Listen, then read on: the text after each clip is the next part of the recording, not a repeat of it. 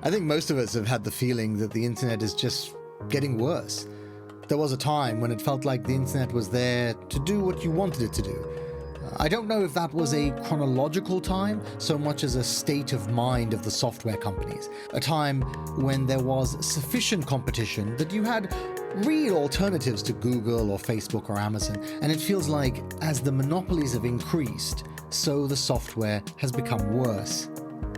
Sites like Facebook used to show you what your friends were up to. Now your feed is this endless wave of ads and links to pages you don't want to click on.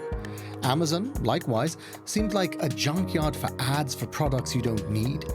And Twitter was once the world's street corner where interesting people would engage in important debates and you could join in. And now logging on feels like entering a hostile environment. All of that feels like something that we can all recognize, at least in some part. And I've certainly felt it, and so has Cory Doctorow. Cory is a tech blogger as well as a best-selling author and journalist whom I've been following for quite a while. When I say he's an author, Cory has written almost a dozen novels, mostly in the sci-fi genre as well as graphic novels.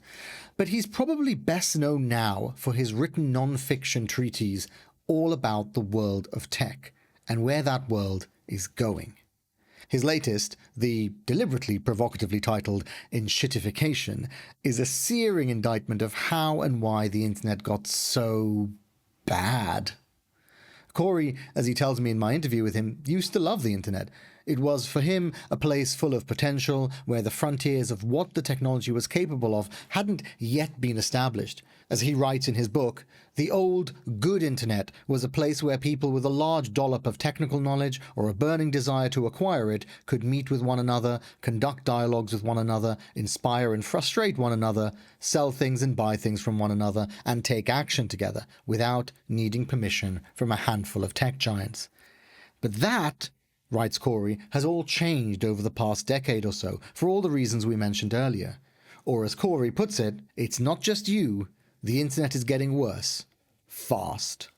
These conversations we've had around tech are, I think, genuinely important, whether around AI and geopolitics with Bruno Macias, or its role in the workplace with Hilke Schillmann, or on how big tech has manipulated the internet, as per Cory.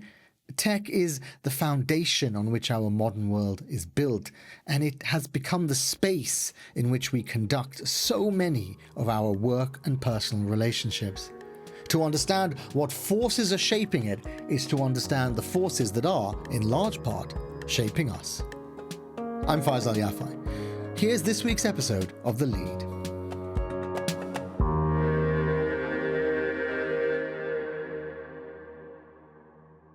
Cory Doctorow, welcome to the podcast. Thank you very much. Pleasure to be on. We live in a digital world. As you write in the book, the world is increasingly made up of computers we put our bodies into and computers we put into our bodies. And these computers, this is your term, and these computers suck. But the enshittification that you describe is not, it's not a nebulous process. It's something that you've boiled down to 3 stages. And I thought in order for us to make it concrete, let's take one of the case studies in the book. And in the book, you talk about the iPhone and Amazon and Twitter and Facebook. And let's talk about the 3-stage process. And in particular, I thought we could use the iPhone because I made a decision. Most of the tech that I use is Apple. But when I first got an iPhone, I thought, let me get an Android so that I don't get locked into this ecosystem. So let's start with that as a kind of personal example and then see what is it that you dislike about the iPhone? Well, the thing I dislike about the iPhone, this is getting ahead of things a little, but the thing I dislike about the iPhone is that when it doesn't work the way you want it to, you can't make it better unless Apple says so. And so, benevolent dictatorships not only require the dictator to be benevolent all the time, but also perfect. And when the benevolent dictator is just wrong, it's a problem. But of course, Apple uses that power in ways that are parochially in Apple's service. So let's talk about how the iPhone enshittified. So enshittification, as I describe it in the book, is a 3-stage process of platform decay. And it starts with platforms being good to end users and finding a way to lock those end users in. So with Apple, the lock-in just, I mean, God, the first iPhone, you needed to buy a cable that only Apple sold and a charger that only Apple sold. And then you needed software that only worked with the Apple and so on and so on. So, the Apple has always been the master of the weird dongle lock-in. And so they locked you in from the start, and then, they added apps, and then the apps, the data was locked inside the phone, and the data was locked inside the complementary desktop side of the app, and so on. So it became a platform that people liked but were locked into. And it's important to note that, like, the start of Enshittification is people liking what you're doing, right? It's making something that people find good. I mean, Google was a great search engine. You could pester Jeeves with all the questions you wanted to ask and never get a good search result. And then one day we get Google and you give it some like vague keywords and it's like magic. Like it just knows exactly what you mean. And I said this to you before we started, but I really think this is one of the reasons I like the book, that you are of the internet, in the internet, you really like it. You liked Google search. You talk about how you like the iPhone. You're not somebody that dislikes technology for its own sake. You just think it's gotten worse over time, but we'll get there. Yeah, I'm the kind of nerd who has a favorite law review article. My favorite law review article is an article about 3D printing and copyright. And I like it because it's a good article, but the title is so good. It's "This will all be so great if we don't screw it up." And I imagine you think that applies to all the things we've talked about, plus AI. All kinds of things. Yeah. I don't think AI will ever be that great. All right, well, let's get there. But I do worry that we'll screw it up, but not by like inadvertently making God that turns us all into paper clips because we teach the word guessing program too many words. I think we're going to screw up AI by like firing a bunch of people and replacing with an algorithm that can't do their job, and then it turns out to be too expensive to keep online, and then we turn those computers off, and then we have nothing. Wow, It's asbestos we're shoveling into the walls. I'm sorry to the listeners that we've jumped ahead so much. To the, no. It's sorry. So you start with the iPhone being quite good, but also locking people in. And once people are locked in, you can make it a little worse.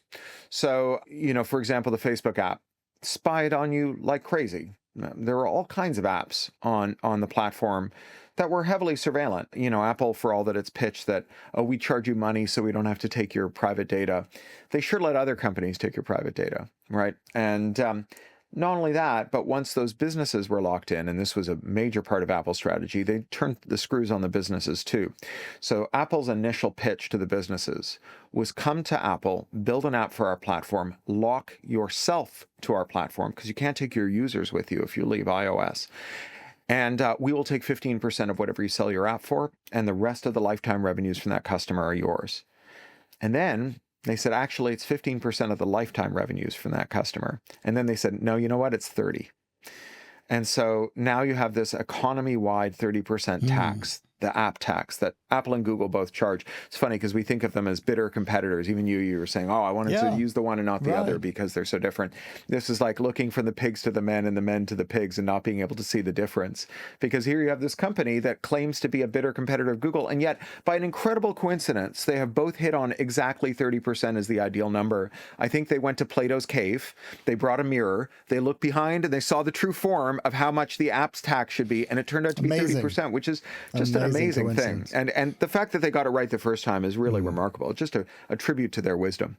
So you have the app tax. Now, of course, the app tax, well, when it's being charged across both platforms, a firm that is subjected to the app tax, which is to say people who sell you things through an app, they can raise their prices. Maybe not 30%. Maybe they split it. But they can raise their prices, and if they raise the prices on both platforms, it's not like there's a place where it's cheaper.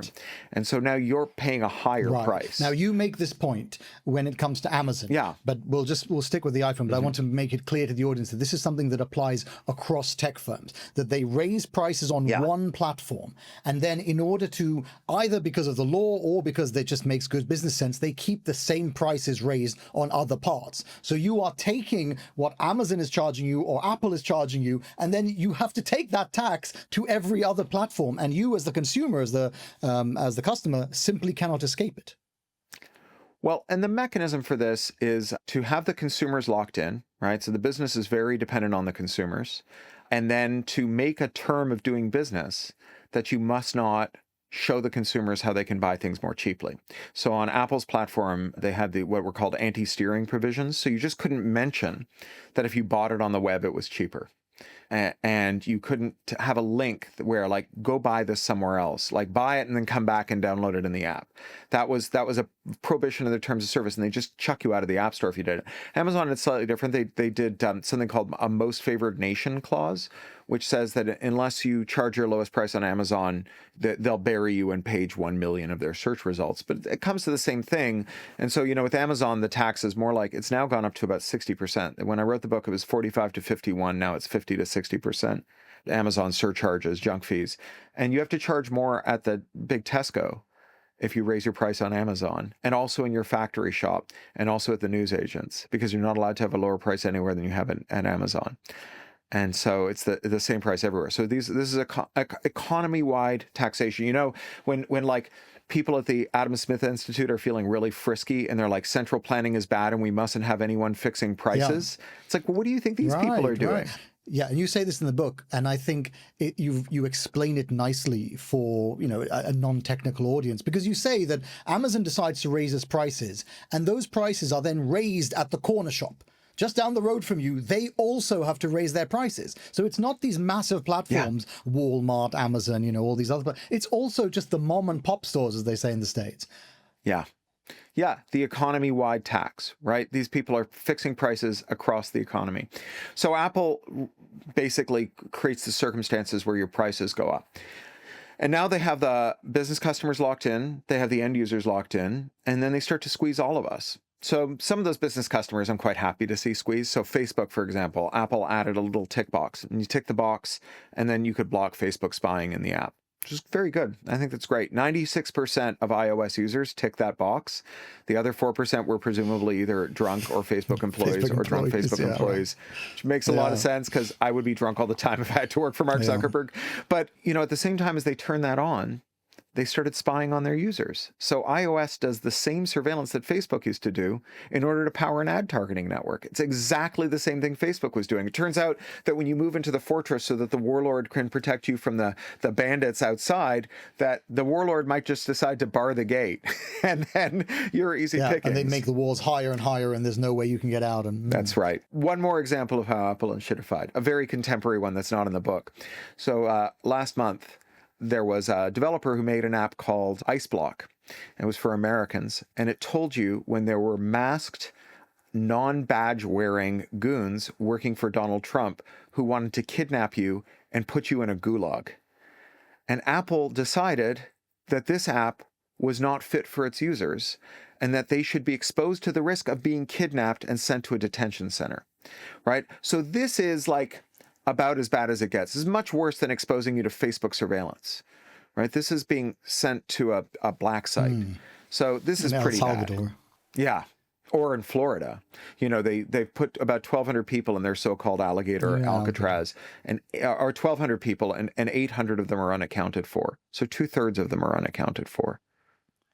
I feel like we need to get to the end of the enshittification. So at step 3, because the companies have now locked both their business customers and the users into their platforms, they now have the ability, as you were saying, that they build the walls higher to withdraw all the value for themselves. And that's why you feel, when you look around at the world of tech, Google, Amazon, Facebook, Twitter, all these places, you think it has become worse and worse and worse. Enshittified. Yeah. And there's some empirical ways we can say it's getting worse. Google just lost this antitrust trial in the United States about search. And one of the things that emerged was these memos, internal memos published through the discovery process and then reported by Ed Zitron, about how in 2019, Google had stalled out their growth. They had 90% search market share. You can't grow when you got 90% search market share. I mean, you can like raise 1 billion humans to maturity in the hopes they'll be your customers, but the Google Classroom division was going to take a while to mature, right? So they had to do something else. And there was a guy, Pragavar Raghavan, who was this ex-McKinsey guy who was in charge of Google ad revenue, who said, well, I know how we fix it. We make the search worse, right? So if you have to search more than once, we can show you ads twice. That's a real thing. Right? I mean, I've read about that, but that's a real thing. Yeah. They lost a federal case, right? This is in the federal record. This is like not a matter of opinion. It's an adjudicated finding by a federal judge. This is a very good example. And you say it's not in the book, but this is a very good example of clear enshittification, something which most of us use on a daily basis, Google search. Objectively, Google tried to make it worse in order to make more money. And as you say, because we are also locked into it, and it is objectively better than some of the predecessors like Ask Jeeves, we kind of have to use it. Yeah. They are, as they say, too big to care. Too big to care, right. Now, when it comes to, I want to kind of just pull it back a little bit and stick with the iPhone, because when I made that decision, I felt, as you said, that I was trying to be clever about it, like, oh, I'll go to their competitors, haha. In actual fact, though, 10 years on or whatever it is, I've never really needed to use Android and to do something that I can't do on iPhone. So in a way, I guess my question is, why exactly does it matter if you stick in their walled garden? Because their walled garden is pretty good when you compare it to what's outside. Right. Unless you're worried about being kidnapped by ICE. Explain that more, yeah. Right? Why? Well, because they took the ICE block app out. So you can't run the app that tells you when ICE is in your neighborhood trying to kidnap you. So my point is that benevolent dictatorships are fine so long as the dictator is both benevolent and always right. But if you want the dictator to always be right, you have to be able to say no to them, right? I think for like every month that you've gone in your life without anyone daring to say no to you, you lose 10 IQ points. And so if you're in a position where no one can tick you off and tell you you're wrong and call you on your shit, you just get stupider and dumber. And I think that we can see this with tech bosses, and I can see it with tech platforms. If Apple had to contend with the possibility that you would leave their platform, they would care a lot more about making you happy, right? That's just how it goes, right? Like, there's an old ad that the comedian Lily Tomlin used to do. She used to do these pretend ads for AT&T where she'd pretend to be a Bell system operator on Saturday Night Live. And they would be very funny. And then she'd turn to the camera and she'd say, "We don't care. We don't have to. We're the phone company." Right? Anyone who's ever dealt with BT OpenReach knows exactly what she means. Thank you for the contemporary reference there for the Brits. Yeah. And so, the best day of my life was when there was a Hackney clamp on a BT OpenReach van in front of my flat. It was like, oh, my two greatest enemies have finally they've turned let on them each other. fight. Exactly. You got it. So what's wrong is that not that it doesn't work well, it's that it fails badly. Right. The reason I brought up the iPhone is that I wanted to get into the second part of your argument within the book, where you say that, we're talking about the iPhone now, you say that Apple's view was, this is a quote, "When you bought an iPhone, you knew, or you should have known, that the deal was that you could only use it in the ways that Apple permitted." And you say, well, no, there's a real counter-argument to that point, which is that once, it's a quote, "Once I acquire lawful title to an iPhone, it's nothing to do with Apple's business how I use it, because it's mine. And if Apple can't live with that, it shouldn't have sold me an iPhone." Now, that argument is one which I think most people reading it think, oh yeah, I hadn't thought of it like that. Because we get so used to the idea that they own it, even though we're paying money for it. Yeah, by all means, like, have a manufacturer's suggested use. Look, if you want to use your iPhone's app store and go through their payment processor and so on, more power to you. But, in particular with Apple users, and I say this as a man with a sad Mac tattooed on his right bicep, seriously, from when I was 18, there's a thing about Apple users, not all Apple users, that somehow buying a device from a $1 trillion American tech firm makes you a member of an oppressed ethnic minority, and saying bad things about it makes you angry and sad. So here's the thing. So Apple, if you want to get your phone fixed, they have all kinds of conditions that limit independent repair, and they do all kinds of different games. So one of the things they do is they block access to the parts for phones. Now, there are secondary markets for parts, which is that if you trade in your phone anywhere but an Apple store and it's like beyond use, oftentimes they'll be sent over the Pacific Rim to be disassembled and then shipped back as parts. So one of the things Apple does is they micro-engrave Apple logos on sub-assemblies in phones. And then they go to the U.S. Customs Authority and they say that under the doctrine of something called trademark tarnishment, We demand that you block the reimportation of our original parts on the grounds that they have become effectively a counterfeit, because we can't warrant the condition of the part that's been disassembled in the Far East, and therefore it might be bad. And because you as the consumer might see the logo at some point in this process before it's installed in your phone, that you may form a negative association or tarnishment. It is the most outrageous argument. Apple, one of the reasons they're so insistent on trying to get you to trade in your phone when you bring it in for repair, and while there are lots of repairs that an independent repair shop will do, where if you bring it to the Regent Street, to the Apple store, and they will say, oh no, it's beyond repair, you should do a trade-in. It's because uniquely among electronics manufacturers, when they take a trade-in, they drop it in a shredder so that none of the parts can be harvested, because they're trying to keep the secondary market out. In 2019, at the start of the year, Tim Cook wrote a letter to his investors. He does it at the start of every year. And he identified as one of Apple's key growth limiters the fact that they make really good phones that people want to keep for many years. And so people just have their phones fixed and they don't trade them in. Well, that was the year after Apple had led a coalition that defeated 20 right to repair bills at the state level in America. And those right to repair bills, they weren't just about fixing phones, they were about fixing cars, they were about fixing medical equipment, they were about fixing wheelchairs, they were about fixing everything. And Apple led that coalition to make sure that you just didn't keep your iPhone working. So Apple doesn't want you to like your iPhone as much as you like your iPhone. I wanted to get to some of your solutions, but before we get to the solutions, I want to talk about the political problems. And you've just outlined one of them, which is that when you have there are two aspects to this problem, it seems to me, when it pertains to these companies working with lawmakers. One is that these companies are just vast. They have access to research, to lawyers, to money, to the ability to lobby. That's one aspect to it. But the other aspect, which I think is almost as interesting, is that the majority of lawmakers, both sides of the Atlantic, know nothing about tech. I mean, it's become a kind of running joke, right? That every so often they'll pull Zuckerberg or Sundar Pichai into the, Yeah. Senator, we sell ads. Yeah, right, exactly. And they'll all be these kind of memes of people that clearly they have no concept of what they're talking about. And you think, and I think you've made this on another podcast, you pointed out that it's been 50 years since they've made legislation on I forget, it was the exact topic. On privacy. 50 years. And you imagine the changes in privacy in just the last 20 years, and then you have to double it before they actually got around to it. So those two aspects, the money aspect, the power aspect, but then also the lack of tech knowledge, must be a huge barrier for the ability of politicians to police these huge companies. I think there's something to it, but I would put a slightly different gloss on it. So these firms did not become giant because they had the iron laws of economics or the great forces of history on their side. This is not because of network effects or returns to scale. This is about a policy decision.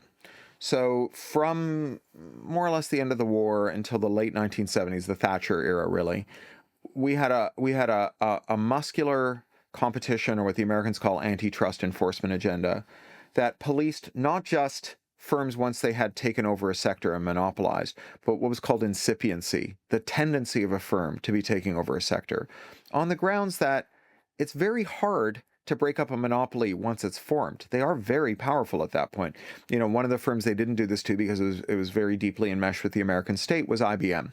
And so by the time they decided to sue IBM at the Department of Justice Antitrust Division in 1970, IBM was so big that for the next 12 consecutive years, IBM spent more on lawyers to fight the Department of Justice than the DOJ spent on all the lawyers fighting all the antitrust cases in America for 12 consecutive years. Wow.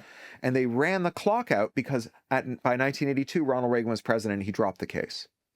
This is astonishing. I mean, it's an excellent example, but it is also something that you think is going on constantly. I mean, that was the era of Reagan. And now you are talking about in the 21st century, these companies have massive resources. I mean, much more than IBM had. But my point is that there's a line from Reagan's decision not to enforce antitrust law, which is not really Reagan's decision. It's like that's the Chicago school economists who were so beloved of Thatcher and Reagan, Mulroney in Canada, Pinochet, Helmut Kohl, these neoliberal economists who had as like a kind of bedrock that monopolies were efficient, and that when you saw monopoly in the wild, the thing that you should assume is that they've done something great, right? So if Google's got a 90% search market share, that's because they've made a better search engine and we're all voluntarily using it. And it would be perverse and even grotesque to use public resources to try and break up that monopoly. And so, the counsel to encourage monopolies led to monopolies. And you need to have the very specific kind of neurological injury that you can only get by taking an economics degree not to see this. Right? Because it's obviously the case that if you say stop putting down rat poison and then rats are eating your face 40 years later, that the two are related. And, the fact that they're like out there making these kind of sad eyes and saying, well, why is it my fault the rats are eating your face off? Maybe we're just living through the time of the rat. Maybe sunspots made the rats more fecund than at any time in history. Yeah, the rats did buy the rat poison factories and shut them all down, but that was just economically rational, right? We're not using the rat poison anymore after all. So this is not a mystery that we got to this place. Now, as they say, before there is a law, there has to be a crime. The reason we have competition laws is because at a time in our history, we were in this position. We had the monopolies, and the monopolies were crushing our ability to make good policy, which is the second part of your question I'm going to get to in a minute. So you had Rockefeller, you had the rail barons, you had at one point Andrew Mellon, as in Carnegie Mellon University, who was the Secretary of the Treasury. They called him the man who owned an element because he controlled the world supply of aluminium. And he cut off aluminium to the war effort. They were making planes for the war, but he was like, well, there's too much aluminium in the market. We are going to reduce the supply of aluminium to drive the prices up. During the war. He convinced them. Just so we're clear. Yeah, during the war. Exactly. He shut down aviation production, right? So this is not unprecedented.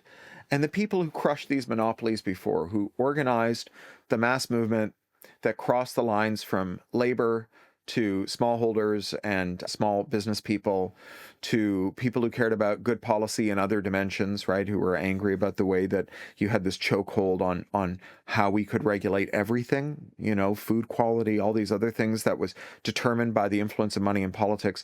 The people who built that coalition and mobilized it to crush the power of John Rockefeller and his fellow monsters of history, they were not smarter than us.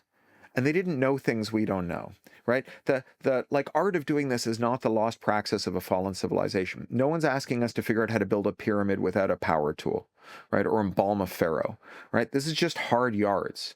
It's union organizing, it's anti-corporate organizing, it's building bridges between people who don't understand that they're both fighting two facets of the same problem, building a mass movement. And something like that is already happening because we started the antitrust revolution that we've got now under Trump. Trump won, brought the cases against Google and Facebook at the same time as Canada, Australia, the European Union, but also Germany, France, and Spain, Singapore, Japan, South Korea, and China were all building a more muscular antitrust agenda than we'd seen in 40 years, since the Carter administration. So there is a global tendency towards being just fed up to the back teeth with corporate power.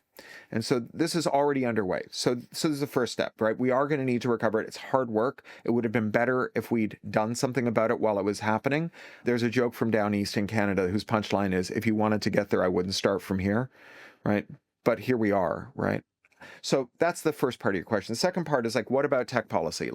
Are these people just all elderly, foolish kind of characters out of a panto who just don't know what they're doing? And I beg to differ, right? I think that it is not necessary for politicians to be experts in order to make good expert policy. So I'll give you an example from British history, recent British history. Under the coalition government, there was a new drug czar. There's a professor here called David Nutt. And David Nutt's a psychopharmacologist. He's an evidence-based medicine specialist. And he was asked to chair a process where they would come up with new classifications, revisit the classifications of different drugs that people take. And so he convenes an expert panel, and he asked them, tell me on a scale of 1 to 10 how dangerous each of these drugs is to the person who takes it, to their family and friends, and to society. And then you could play with sliders that weighted those different equities in different ways. And you could see that some drugs would always be very dangerous, some drugs would never be very dangerous, some drugs would always be in the middle, but some drugs would move around a lot, depending on whether you cared about the individual, society, or their immediate milieu. He went to Parliament and he said, your political job which is not a job there's an empirical answer for, is to tell me which of those equities is most important. But then I can tell you empirically how to turn those equities that you've decided politically are our priorities into policy. Now, here's the thing. David Nutt also argued correctly that cannabis was less harmful than alcohol. One of the most concentrated sectors in our economy is alcohol. The alcohol industry is extremely harmful. One of the things they do is their own self-managed anti-over-drinking, binge drinking program where they teach kids not to binge drink, and it is a wildly ineffective program. So David Nutt created his own program and did a randomized trial to see whether the drinks industry or his program was better. So he said his program was better. It was found to be better. And so the drinks industry had him fired. Even though the whole point of him being there was about drugs and had very little to do with alcohol, which is legalized anyway. So what was the problem? Was the problem here that no one in Parliament understood drugs, or was the problem monopoly? Right? Normally the example I use when I'm trying to explain this is I say, well, we all get to drink out of our faucets, and yet there are no water health experts in Parliament, except now you'd be a fool if you drank out of your faucets because it's full of human feces, which shows you what happens when our political process becomes corrupted by industry, right? So the problem isn't that we need experts in Parliament. The problem is we need honest people in Parliament. We need to insulate our political process from money. But it sounds like right? your answer to the second problem I outlined is actually partly the first problem, which is just the money. It's the first problem. It's the first problem. It's the same thing. So, you know, here in the UK, our Competition and Markets Authority is part of this antitrust revolution I was describing. They did more in the last 5 years than we'd seen in the last 50. They were incredibly effective. And the leader up until January is a guy called Marcus Bokerink, who's very good at his job. In January, Keir Starmer fired him and replaced him with a guy named Doug Gurr. And if that name sounds familiar, you might know him as the former head of Amazon UK. And he is now in charge of regulating Amazon in the UK. This is under a purportedly liberal government, the Labour government, not a pro-business Tory government. And you know, in Ireland, they just fired the head of the data commission, their head data commissioner, and replaced him with an ex-Meta guy. And here's the thing about Meta. There was a great book that came out this year called Careless People by Sarah Wynne Williams. She worked for Meta. She was their first international relations person. She was their liaison to other governments. She had been a diplomat in New Zealand. And she wrote this tell-all explaining what's wrong with these companies. And it turns out that when she signed her employment contract, there was something called a non-disparagement clause that prohibits her from saying mean things about Meta. She's now up to $110 million that Meta says she owes them. Now, that contract was not something they pulled out just for her. Everyone, including the new data commissioner of Ireland, who works for Meta, has promised never to say anything bad about Meta. So now Meta's chief regulator is legally prohibited from criticizing Meta. That's astonishing. And because, of course, when you talk about the money aspect, I mean, of course, the author that you were talking about is an individual. She can be easily bullied by the courts because, you know, where will she get the money from? But these are governments you're talking about. And even they are going to be frightened because who wants to owe Meta $110 million? Yeah, and you know what? I'll correct you just a little there. Next to her non-disparagement clause was something called a binding arbitration clause, where you waive your right to a trial, and you agree to have all disputes related to the contract heard by an adjudicator hired by Meta. So the person who's decided that Sarah Wynne Williams owes Meta $110 million is a Meta employee who speaks with the power of a judge. You on this, because I've heard you mention this book a number of times in your interviews, and I think the reason you're doing it is, well, actually, you're doing an interview, or you've done No. We did a live event at the Barbican chaired by Chris Morris from Brass Eye. It was wonderful. Video's going online soon. Which, for those who don't know, he's a satirist, which tells you a lot about where the conversation went. Tell me how you structured that conversation, particularly to avoid the anti-disparagement. Well, it was awkward, but in a deliberate and good way. Whenever we talked about Meta, Sarah would go stock still and wooden-faced. And then I would periodically point to her and say, I want everyone in the audience, including any Facebook lawyers who are surely here, to take note of the fact that Sarah is in no way disparaging Meta and is sitting absolutely still and making no facial expressions. It was really funny. I mean, it's kind of horrific. You're talking about, one of the countries in It the world is. that prides itself on free speech. You have to laugh. I mean, it's funny in the way that a Chris Morris movie is funny. Yeah, right. Let's keep going with the politics. So in addition to that Barbican event, you also recently did an event with the TUC, the Trades Union Council.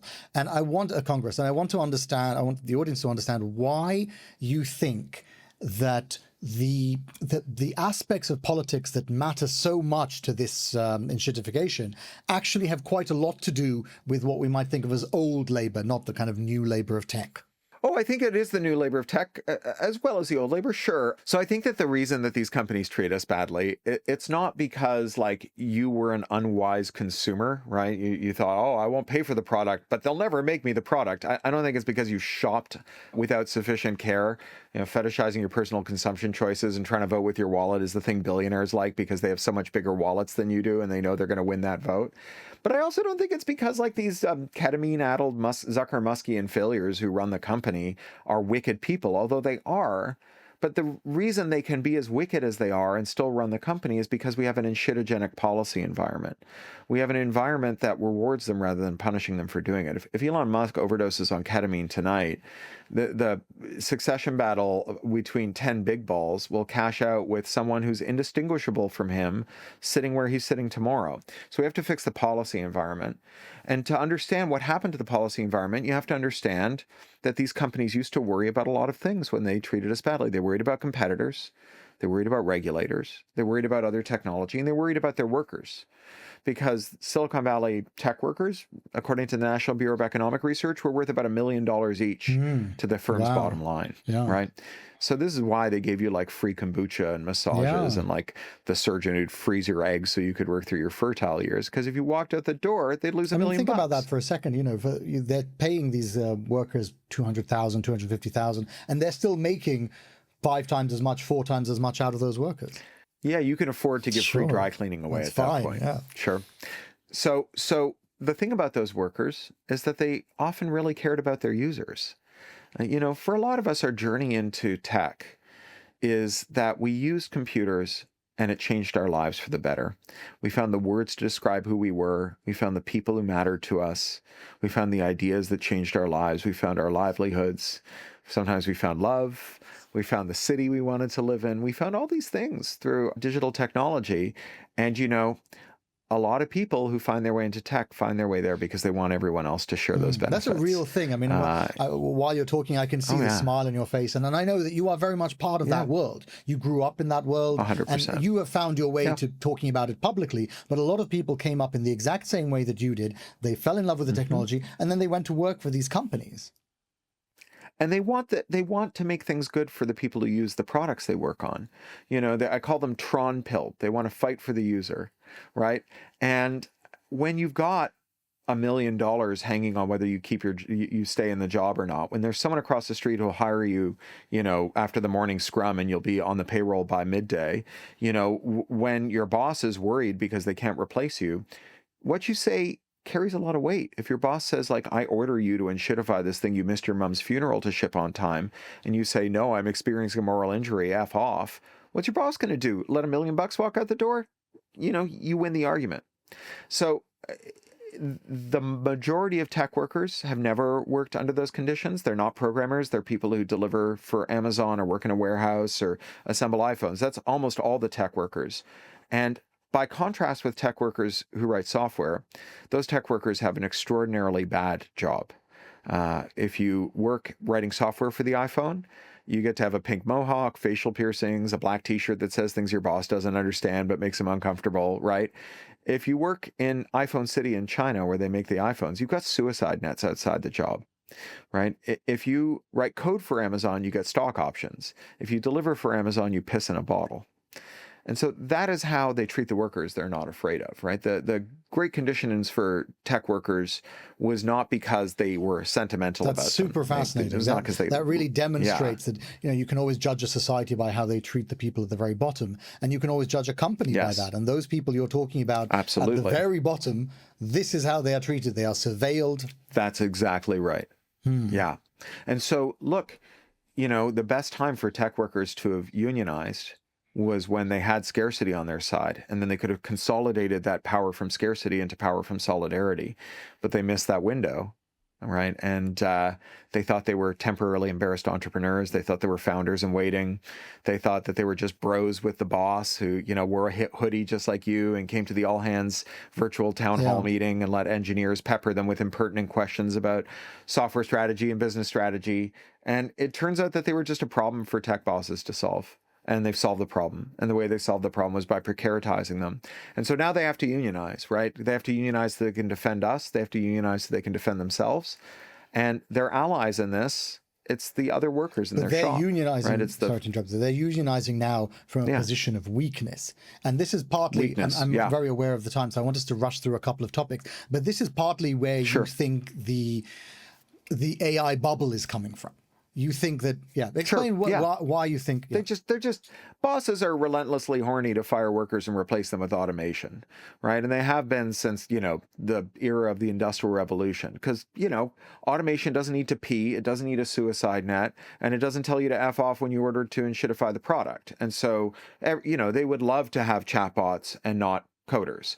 And then, as we were saying before, your IQ drops 10 points for every month no one says no to you. This is a way to do yourself a cognitive injury by surrounding yourself with chatbots that will only say yes to you. And the thing is, it can't be a software engineer.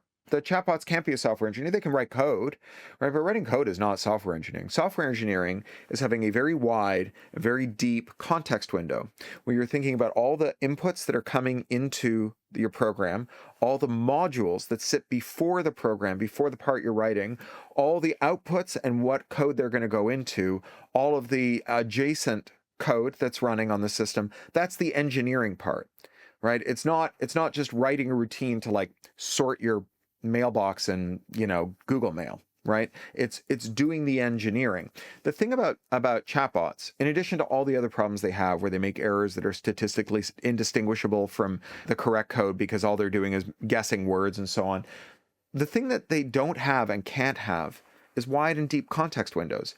Adding more context to an LLM geometrically increases the amount of computing you have to do. This is why they live in this eternal now, right? Because if you ask them to remember backwards and think forwards, they become geometrically more expensive to use. They're already very expensive to use. But bosses are like, well, maybe I can fire all my senior programmers who are quite mouthy and entitled and replace them with junior coders and make them babysitters for chatbots. And even if I can convince everyone that I'm planning to do it, they'll accept a lower wage. What bosses mean when they say we have given this job to AI is that we have asked people in low-waged regions of the world with fewer worker protections to pretend to be robots. That literally happened. Well, wasn't that some big company that had a large valuation and it turned out... Yeah, there was a unicorn that did this. They tell the AI what app you want and the AI will make the app. It was just cheap Indian contract programmers. This was something that I thought you didn't mention in the book very much, which is the effect of capital markets. I thought that aspect strikes me as being at the core of the advantage that American tech companies have, which is that they can borrow these vast amounts of money and they can simply use that money in order to corner the market or in order to do things. Actually, Bezos himself has said that this was the advantage that US tech companies have. I wondered why you didn't interrogate that very much, because you've used lots of examples of it. Well, I do talk a little about the era of ZIRP, the zero interest rate policy, which was the period with the most cheap borrowing. That era is over, right? The cheap borrowing is done because, central banks have abandoned quantitative easing. So it's sort of a dead letter at this point. I do think the capital markets play an important role here, and they play an important role in the AI bubble as well.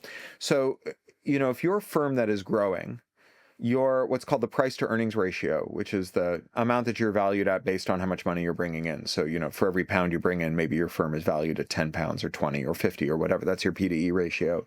That is much higher for a company that's growing than it is for a company that's mature. Shares in a firm that's growing are viewed as a kind of wager on the future growth. And when you have highly liquid stock, right, when you have stock that's at a high P to E ratio, you can use it to buy things, right? You don't need money.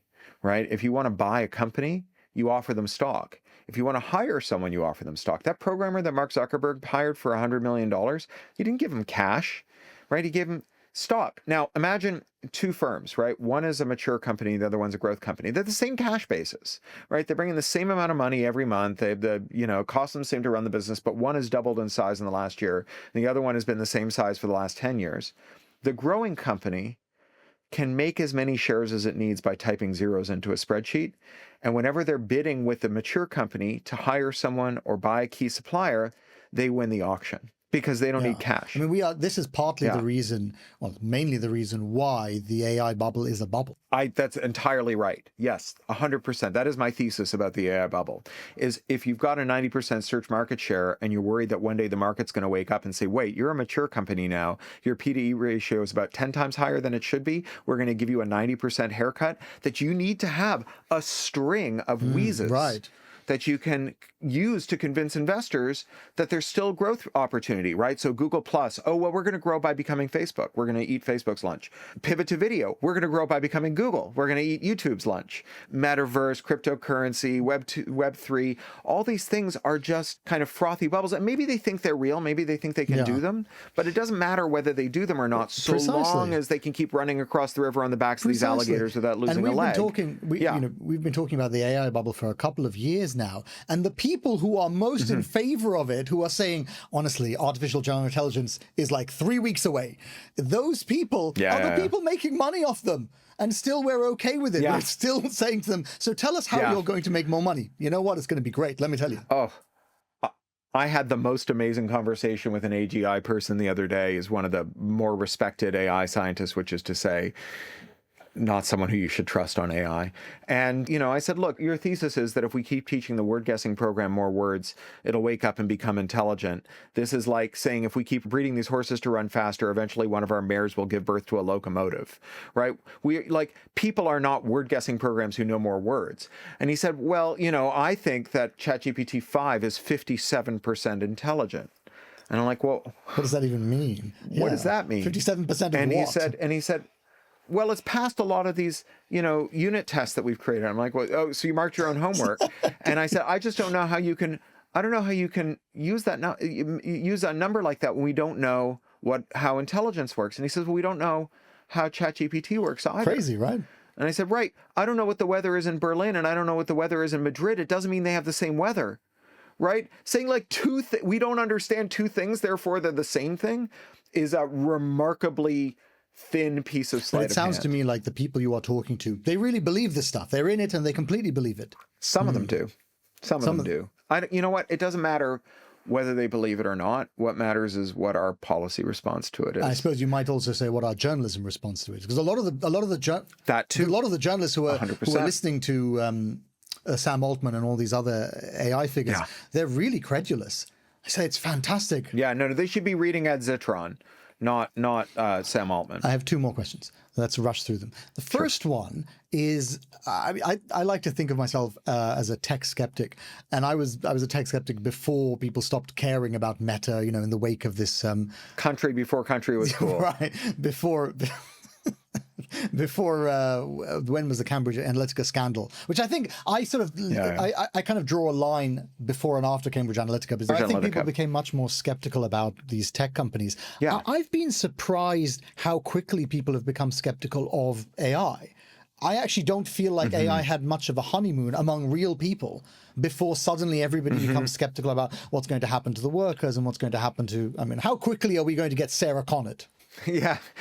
I mean, I think you're right. I think some of the tell there is the user interface tricks that the companies are playing. So if you accept my thesis that the goal here is to show the street that, or the city, that people will use AI and it'll be a big market and so on, then you have to pick a metric, right? A number of times people use AI, and you have to make that metric go up. And, there are lots of ways to juice that. One is you just pick an arbitrary metric that you can make go up. But another one is you can see it ripple out through the company, where they say to people within the firm, your bonus, right? Your key performance indicator is how many times people use the AI integrations in the product you work on. And one of the things I've noticed with my phone is that all the buttons that I press habitually have been moved, and the button, that part of the screen is now an AI summoning button. So the thing where I would normally reply to a text doesn't reply to a text, it summons Gemini. And then it's not like there's a back button that takes you back. It's like a long, like multi-press thing, which I imagine someone at the other end is doing an analytics step and saying, oh, you used Gemini for 10 seconds. That counts as a use. Right. And you know who invented this is Netflix and the other streamers, because the streamers are desperate to show that they can retain customers without paying for new content.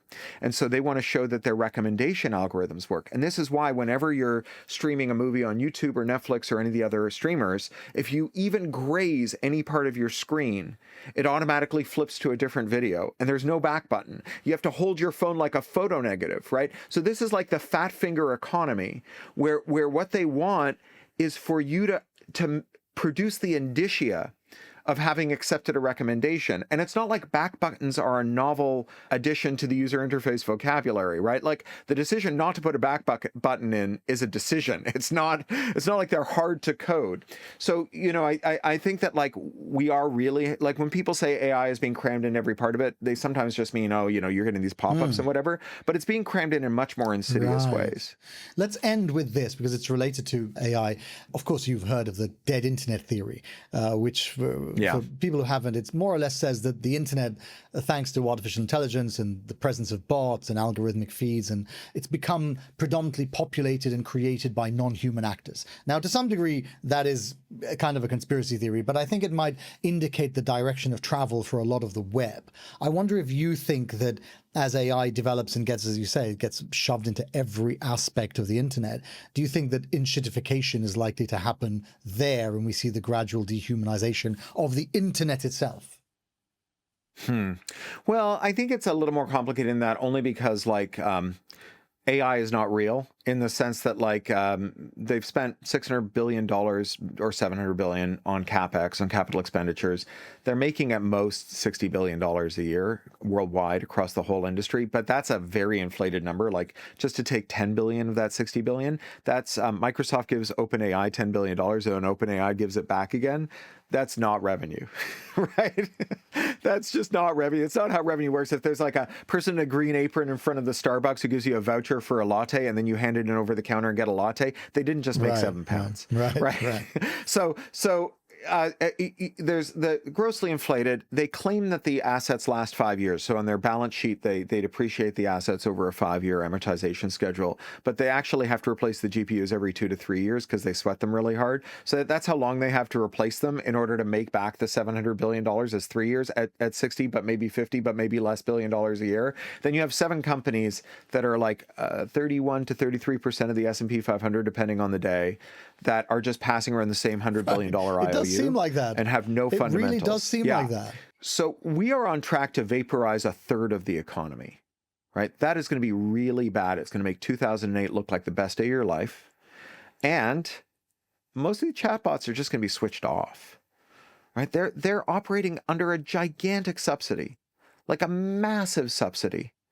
And, you know, in finance, we have this thing, Stein's law, anything that can't go on forever eventually stops. Like eventually they're just going to run out of suckers to give them free money to set on fire. This isn't something I'd considered. So even though I use chatbots, my view of chatbots was that they cannot keep giving it to you for $20 a month, which is how much ChatGPT costs. Yeah, but you won't pay $2,000 a month. So I kind of assumed that at a certain point it would become very inflated and a lot of people would stop using it. You seem to think that it will go away completely. So here's what I think the residue is going to be. So every bubble has got residue, right? So I always use there's 2 bubbles that happened right around the same time. One was Enron, which was this energy trading bubble, and the other one was WorldCom, which was a fiber optic bubble. And when Enron went away, there was nothing left, right? The CEO went to prison, died there. He died before he could be put in prison. I beg your pardon. And then when WorldCom went away, the CEO did die in prison, but there's a lot of fiber in the ground. So I have a flat in East London, and if you walk down my street, set into the ground in the pavement is a steel plate that says WorldCom on it. And right now, BT will give you fiber to the curb, and it's WorldCom fiber that they've bought and lit up.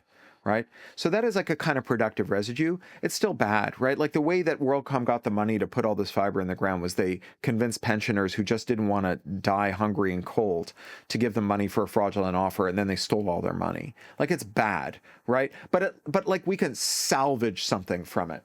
And so now look at 2 contemporary bubbles. You've got cryptocurrency. When cryptocurrency dies, all it's going to leave behind is like shitty Austrian economics and even uglier monkey JPEGs. Whereas when AI dies, we're going to have like a ton of GPUs that you can buy at 5p on the pound. We're going to have a bunch of unemployed applied statisticians who are going to be, looking for work and skilled at doing interesting things, along with people who've been trained to do ancillary tasks associated with it. And you're going to have all these open source models. And the open source models, obviously, they outlive the company because you don't need the company to keep the open source model running. And those open source models, they've barely been optimized. They're pretty impressive, right? You run them on commodity hardware, they can do pretty cool things. And we haven't even begun to see how far we can push them, because if all you're trying to do is prove that you're serious about moving into an adjacent market and that there's a big opportunity, and you're working with the most credulous, dumbest billionaires on earth who are giving you the money for this and fund managers, the only way that they can understand what you're doing is by looking at how much you're spending. And there's that, like, the more you're spending, the more serious you are. You're basically trying to convince them that a pile of shit this big has to have a pony underneath it, right? And so they have never had any impetus to figure out how to be more efficient. So I think you combine cheap GPUs, cheap programmers, open source models that have barely been touched. People will do cool stuff with them. But this thing where you just got tens of thousands of chatbots being run by criminals who are just like, signing up for multiple free accounts with OpenAI, that's going to go away. You'd be able to do stuff at home on, your gamer PC with your big GPU, but it's not going to be that stuff. I said that was the last question. I have one more. You grew up in an era where you really liked the internet, the old internet, the internet of communities, and people were doing kind of cool things in small groups. Do you think that internet is ever coming back? No, we'll have a new good internet. So, the old good internet was good because there was a lot of technological self-determination, mostly because its composition was highly technical. So if something didn't work, you could fix it, or you knew who could. And very early on, if you go to like the early history of the internet, back before we had domain names, like DNS, where you register like me.fart or whatever, all the names were in one file. It was called etc hosts, and one guy maintained that file. His name was John Postel, and he had a desk down the hall from my old desk at the University of Southern California. I was there after he died, but the computer was just under his desk. And everyone just so I'm clear and so the audience is clear, you remember a period of time where all of the domain names were on one computer, and you remember and there was, a guy, and you remember that dude. It was a guy, and I've been to his desk. And he had a computer under his desk. If he kicked the power cable out, like the name service went down. But people knew like how to reach him, right? Like they all knew each other. They were mates, right? Like people, like it was a small community at first. Obviously, it was a research community, and then it got bigger and bigger and bigger. But there was a moment when there was an enormous amount of technological self-determination, because even though there were some normies who were very interested, including there were a lot of people who ended up on the internet because the default communications media didn't work for them, and they needed to figure out, it was like worth figuring out how to do something new, like to commit the time and bear the opportunity cost associated with learning something new in order to figure out how to use this technology. And, so like we have these stories that like pornographers are technophiles, or kids are technophiles, or terrorists are technophiles. It's not true. It's just that like anyone for whom the technology doesn't work, that we all use, will go out and spend the time to figure out how something new works. And like every group has got a few people who are really into tech, so they figure it out and they teach everyone else how it works, So that's true whether we're talking about the sex trade or teenagers or terrorists or whatever. So people all knew each other. There was a lot of technological self-determination. Things that didn't work, you knew who to call to fix it. Or if you were skilled, you just fixed it yourself. You just wrote the code and fixed it. We used to say the internet runs on rough consensus and running code. Right? That was the gold standard for making something work on the internet. And then we got Web 2.0, and Web 2.0 had a great thing, which was that it created a grease slide to get on the internet. And all the normies who I wanted to have at my party could attend. It was amazing. The problem was that the grease slide got you in and a greased pole got you out. And the tech companies, they practice a kind of vulgar Thatcherism. There is no alternative. Margaret Thatcher's great motto. They want you to think that the only way you can have a service that's easy enough for normies to use it is to allow them to control every aspect of it, right? And this is just not true. They are combining things that can be separated, right? Mark Zuckerberg wants you to think that like asking to have a conversation with someone without him listening in is like asking to have water that's not wet. Right. It's impossible. Yeah. You know, it's absolutely possible. You know, Tim Cook wants you to think that if there was a little tick box on your iPhone that said, I'm an adult, let me decide whose software I'm going to install, that all the elegance would just like, it's like hydrogen, right? You make the smallest hole, it all escapes, right? It's just not true. And we don't have to fall for this vulgar Thatcherism. We can see through this extremely risible lie. Cory Doctorow, thank you very much. Thank you. You've been listening to The Lead from New Lines Magazine. Cory Doctorow's book, Enshittification, is out now and available online and in all good bookstores.